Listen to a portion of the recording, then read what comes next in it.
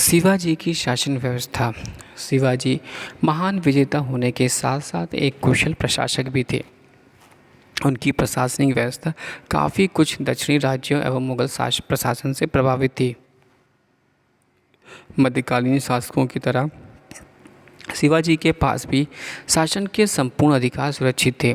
शासन कार्यों में सहायता के लिए शिवाजी ने मंत्रियों की एक परिषद, जिसे अष्टप्रधान कहते हैं, वह की व्यवस्था की थी, पर इन्हें किसी भी अर्थ में मंत्रिमंडल की संज्ञा नहीं दी सकती थी। ये मंत्री सचिव के रूप में कार्य करते थे। वह प्रत्यक्ष रूप से ना तो कोई निर्णय ले सकते थे और ना ही नीति निर्धारित कर सकते थे। उनकी भूमिका मात्र परामर्शकारी होती थी, किंतु मंत्रियों से परामर्श के लिए शिवाजी बाध्य नहीं थे। अष्टप्रधान छत्रपति शिवाजी ने किसी भी मंत्री के पद को आनुवंशिक नहीं होने दिया। अष्टप्रधान में पेशवा का पद सर्वाधिक महत्वपूर्ण सम्मान का होता था। पेशवा राजा का विश्वासी होता था। संभवतः अपनी अनुभव शून्यता के कारण शिवाजी पुरोहित एवं लेखा विभाग में हस्तक्षेप नहीं करते थे। शिवाजी ने रघुनाथ पंडित हनुमंते के निरीक्षण में चुने हुए विशेषज्ञों द्वारा राज व्यवहार कोश नामक शासकीय शब्दावली का शब्दकोश तैयार कराया था। शिवाजी के अष्टप्रधान का संक्षिप्त विवरण इस प्रकार से है। पहला, पेशवा या राज्य के प्रशासन एवं अर्थव्यवस्था की देखरेख करता था तथा राजा की अनुपस्थिति में राज्य की बागडोर संभालता था। उसका वेतन 15,000 हूण प्रतिवर्ष था। सर ए नौबत यानी सेनापति, इसका मुख्य कार्य सेना में सैनिकों की भर्ती करना, संगठन एवं अनुशासन और साथ ही युद्ध क्षेत्र में सैनिकों की तैनाती आदि करना था। नेक्स्ट, मुद्दार या आमत्य राजा के आय व्यय का लेखा जोखा तैयार करके उस पर हस्ताक्षर करता था। उसका वेतन 12,000 हूण प्रतिवर्ष था। वाकयान वीज या सूचना गुप्तचर एवं संधि विग्रह के विभागों का अध्यक्ष होता था और घरेलू मामलों को भी देखरेख करता था। सुरुवीर या चिटिनस, राजकीय पत्रों को पढ़कर उनकी भाषा शैली को देखना, परगनों के हिसाब किताब की जांच करना आदि इसके प्रमुख कार्य थे। दाबीर या सुमंत या विदेश मंत्री, इसका मुख्य कार्य विदेशों से आए राजदूतों का स्वागत करना एवं विदेशों से संबंधित संधि विग्रह की कार्यवाहियों में राजा से सलाह और मशवरा आदि प्राप्त करना। सदर या पंडित राव, इसका मुख्य कार्य धार्मिक कार्यों के लिए तिथि को निर्धारित करना, गलत काम करने एवं धर्म को भ्रष्ट करने वालों के लिए दंड की व्यवस्था करना, ब्राह्मणों में दान को बंटवाना एवं प्रजा के आचरण को सुधारना आदि था। इसे दाना अध्यक्ष भी कहा जाता था।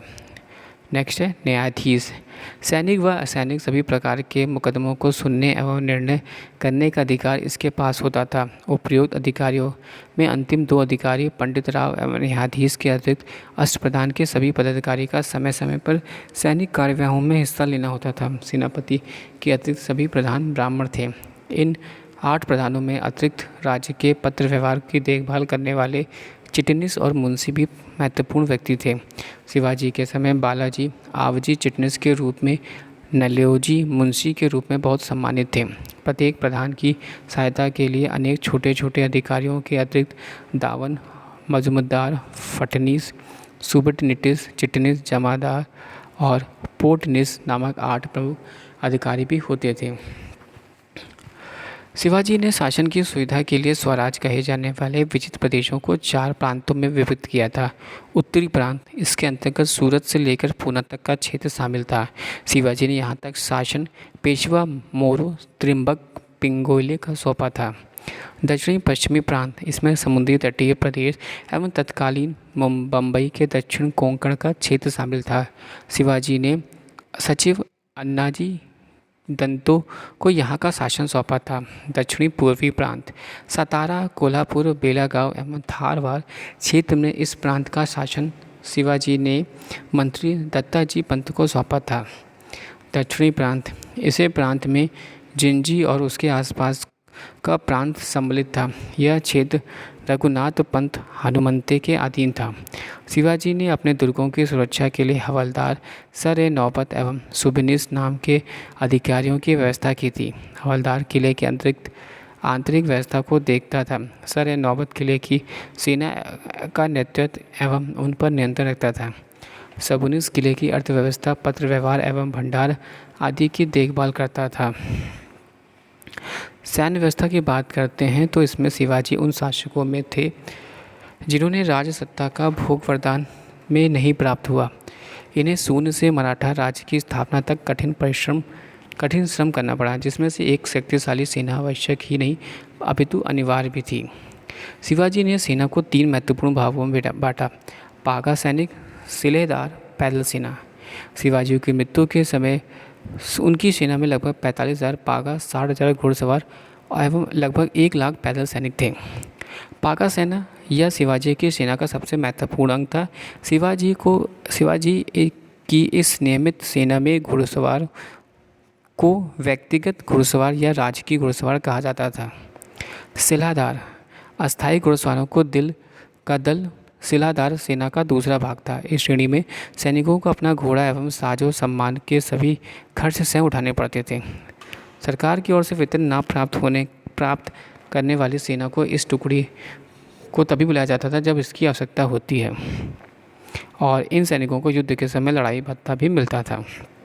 पैदल शिवाजी की पैदल सेना में मावल के बहादुर वीरों की संख्या अधिक थी। इनकी जाजो सम्मान एवं हथियारों पर राज्य के काफ़ी धन खर्च किया जाता था। पैदल सेना में अधिकारियों का पद विभाजन किया गया था। 9 सैनिकों या पाइकों का अधिकारी नायक एवं 10 नायकों का एक हवलदार और 2 या 3 हवलदारों का एक अधिकारी, एक जमूलदार और 10 जमालदारों का एक अधिकारी, एक हजारी और 7 एक हजारियों का एक अधिकारी, एक 7 हजारी होता था। पैदल सेना में 5 हजारी पद नहीं था। शिवाजी की सेना में मुसलमान सैनिक भी थे। शिवाजी की सेना में गुप्तचर, तोपखाना एवं समुद्री बेड़ों की भी व्यवस्था थी। राजस्व के स्रोत की बात करें तो इसमें राजस्व के स्रोत में भूमिकर, चौथ और सरदेशमुखी का प्रचलन था। भूमिकर संभवतः शिवाजी की कर व्यवस्था मालिक अंबर की कर व्यवस्था पर आधारित था। शिवाजी ने रस्सी द्वारा माप की व्यवस्था के स्थान पर काठी एवं मानक छड़ी के प्रयोग आरंभ किया। 20 छड़ी अर्थात 1 बीघा 120 बीघे अर्थात 1 चावर। 1670 ईस्वी में शिवाजी के आदेश पर अन्नाजी दत्तों ने व्यापक स्तर पर भू सर्वेक्षण करवाया।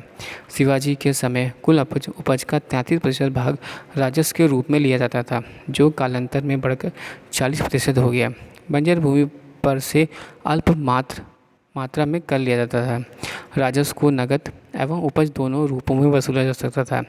राज्य की ओर से किसानों को बीज एवं पशु क्रय हेतु ऋण मिलता था।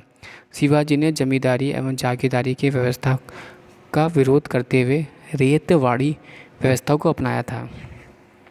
चौथ एक प्रकार का कर था जिसके विषय में विद्वानों में मतभेद है।